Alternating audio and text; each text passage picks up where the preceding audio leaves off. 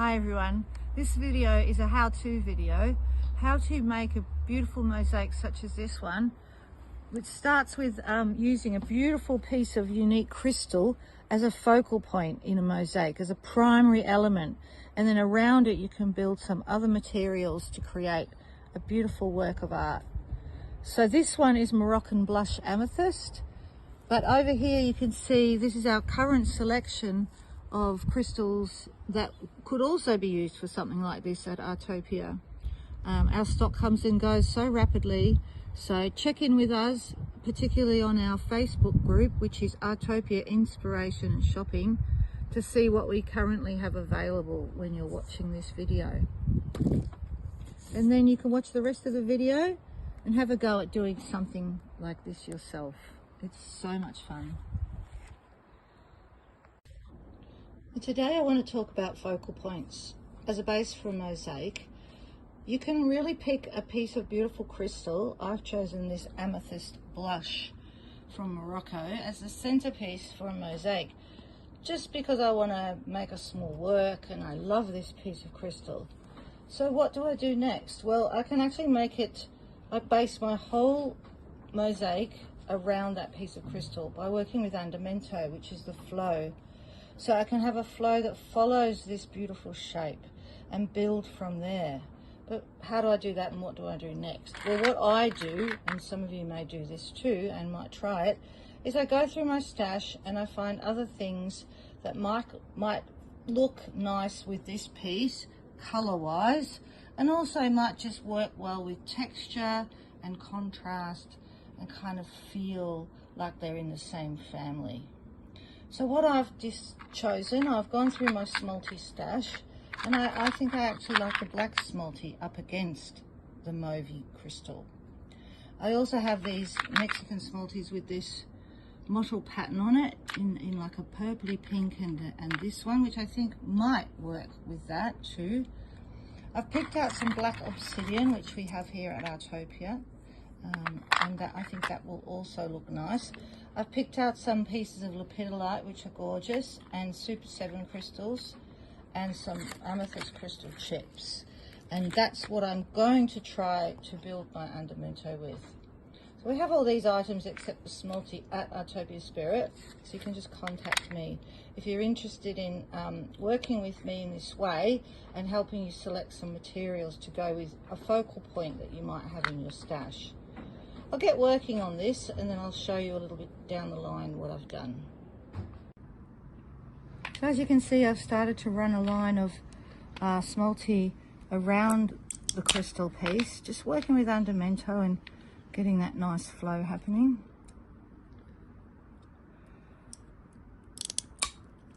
I'm liking the Mexican smalty. And I'm kind of tucking these pieces underneath a little bit, underneath the crystal, just to give it that interest that something's disappearing underneath there, and keeping that in a nice alignment.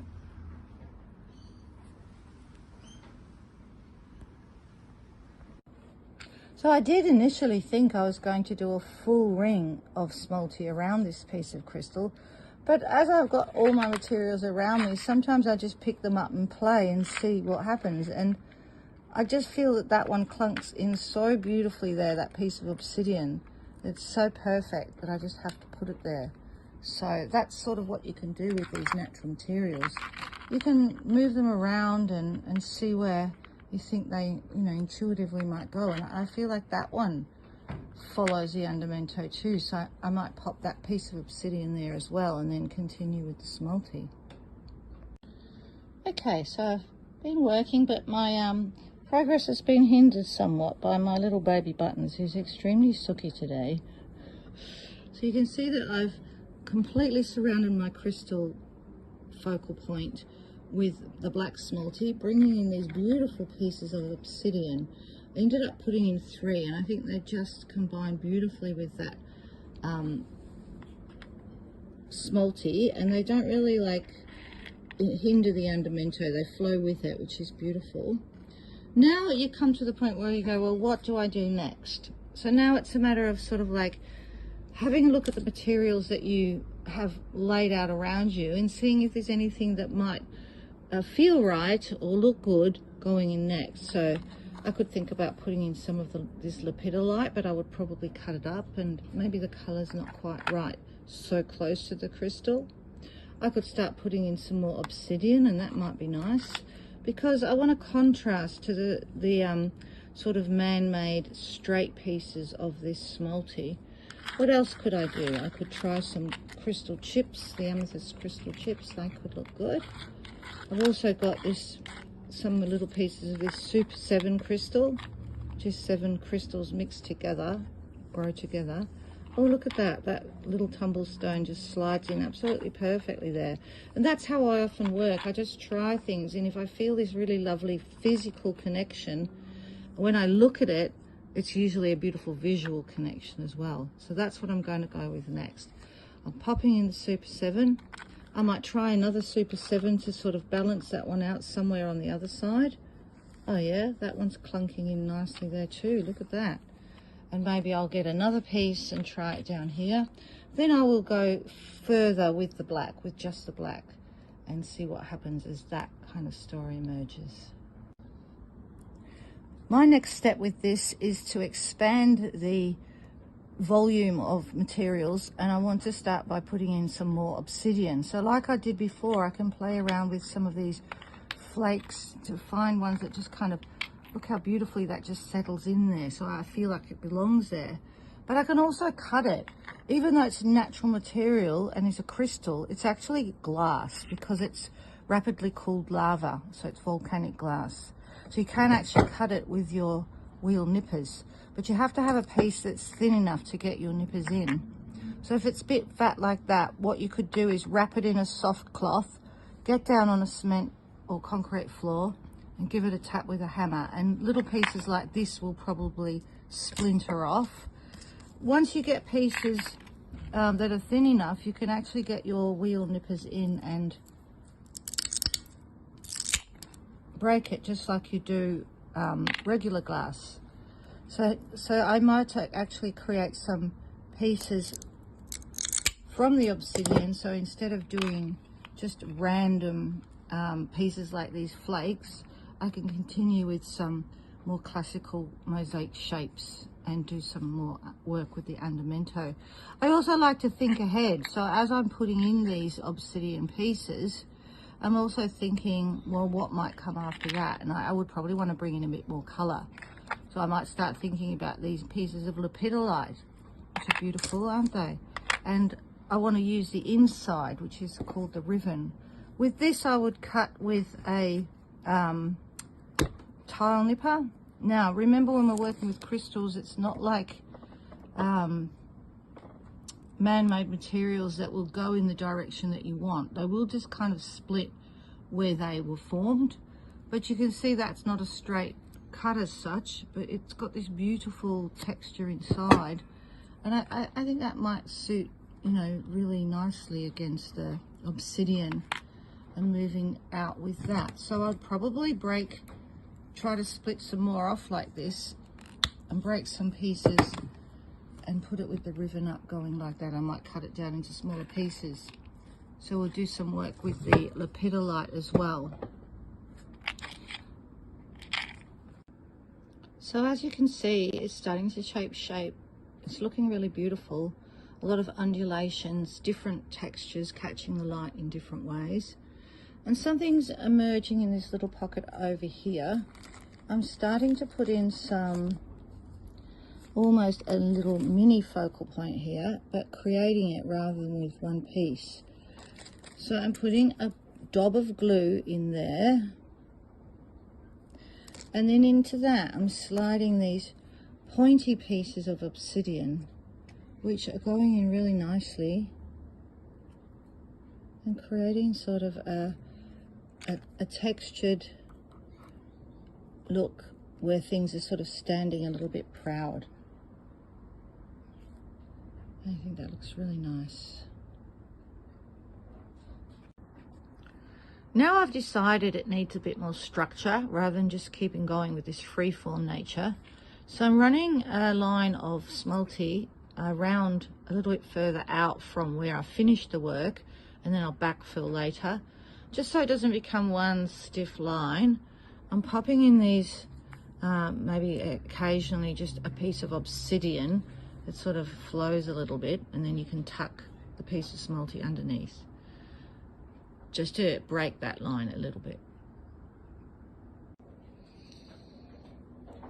Now you can see I've run that ring of smalty around to bring it together, but I have popped some pieces of obsidian here and there to break up the line. And now it's time to bring in these crystal chips, I feel. These are, we do sell these at Artopia. They do come and go with the stock. They're amethysts. They're really great for filling in. So you can see I've just popped one in just in here to fill up that little gap there. And I'm going to pop a few in where I feel they look nice. I'm being selective about the colour with them because amethyst does come in many different colours, and the chips are made from all the leftover bits. So you've got some like really pale bits and some really darker bits. So I'm going to be picking out the colours of these amethysts that sort of blend in nicely with this palette that I've created here. And I'm also going to backfill in these gaps with some more bits of obsidian. Here and there you might want to call on this wonderful glue. It's so versatile because it dries clear. We do sell it at Artopia.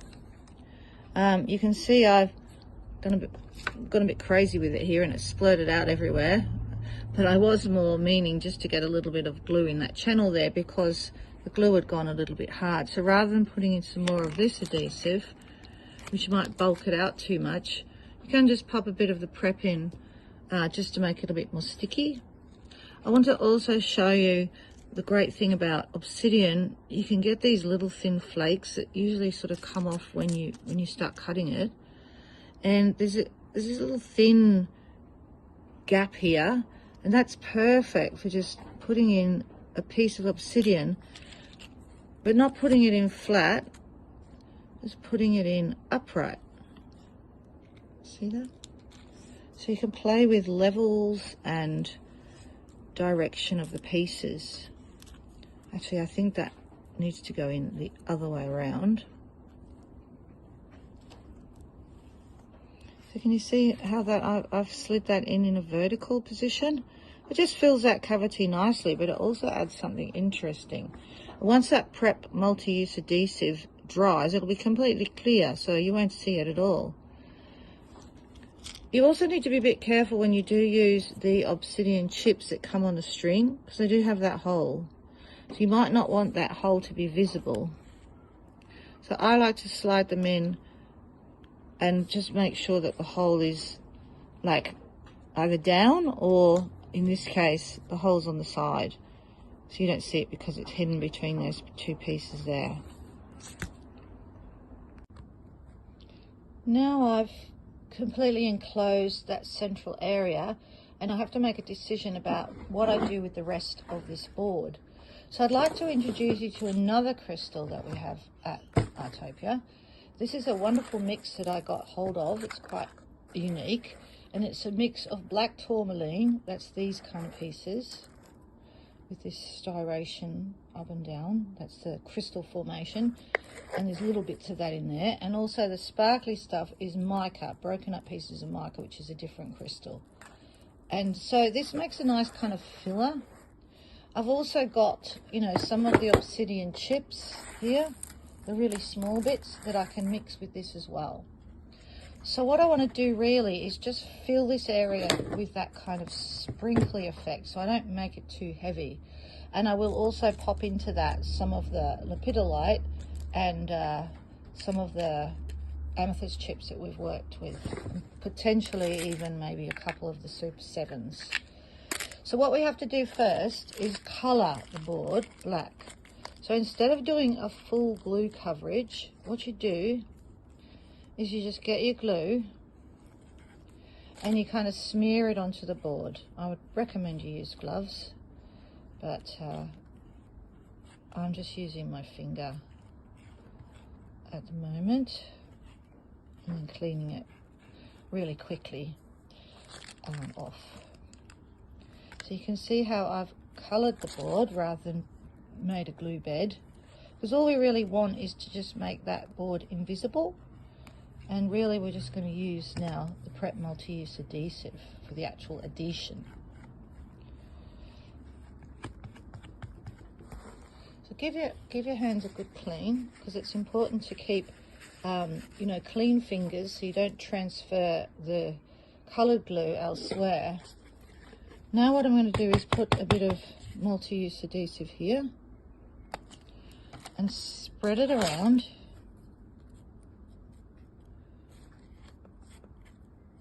And you only need like a thick membrane like that. And then I'm going to get some of this black tourmaline mix with mica and sprinkle it like that, covering the glue. It's a really great filler, and I think it'll complement that quite nicely. I am going to take out the long pieces of tourmaline because to me they break the flow a little bit, and I'm going to pop in some of these amethyst chips because they are picking up on the purple in the main body there and just giving it a little bit of a different look. I might also pop in some obsidian flakes that are really the byproduct of the obsidian when you break it up. So don't ever throw any of those chips away. They can all be used beautifully as like a filler rather than you know, a full mosaic. So I kind of want to combine that a bit more. So I can put a bit of prep on top of the bits I've already made. I can pop a little bit of obsidian on there, and don't forget this prep adhesive does dry clear so you don't see it afterwards. So it's a really great glue to use for this kind of thing. And because we've coloured the board, it doesn't really matter if there's little gaps because you won't see it. So I'll just keep doing that around the whole board now, with popping in a little few focal points, either a big piece of obsidian, some of these crystal chips, or if I think they're going to look nice and small enough, I might put in a piece of Super 7 like I did here, because I think that could look quite nice. Maybe one in each corner, but not exactly in the corner. I'll just have them a little bit asymmetrical. That sort of nestles in nicely there. So I'll keep going with that work and show you when I'm done. Okay, so now you can see I've completed all the work, and some of the Prep Multi adhesive is still white because it's fresh, and that will dry clear, so it'll look a little bit different. So now what you do is you lift it up and have a bit of a look at it. Some of that sprinkly stuff will fall off. Have a good look at it and see if there's anything there now that you're looking at it face forward that's standing out for you. You can also take a photo of it and look at it in the camera, because that will also give you a truer look. Now, something that's standing out for me is this line here, as I feel that breaks the andamento, the flow around that central focal point. The andamento isn't actually incorrect because that line does follow that, but the problem is that part of the focal point is quite straight. Now, what you can do is dig it all out and do something else, or the beaut thing about using flakes of obsidian is we can do a little trick here, and we can have a look through our flakes of obsidian and find something that might just sit nicely on there. So let's take a look at these pieces and what we could do here. So you can actually like find something that sits across that gap, that crack, sorry, that join that looks a bit clunky. Something like that perhaps might work. Or maybe this one. Let's try it this way. That's quite nice. I like that, and I like the way the Super 7 crystal is sort of hidden underneath there. So I'm going to glue that one on with the Prep Multi-Use adhesive.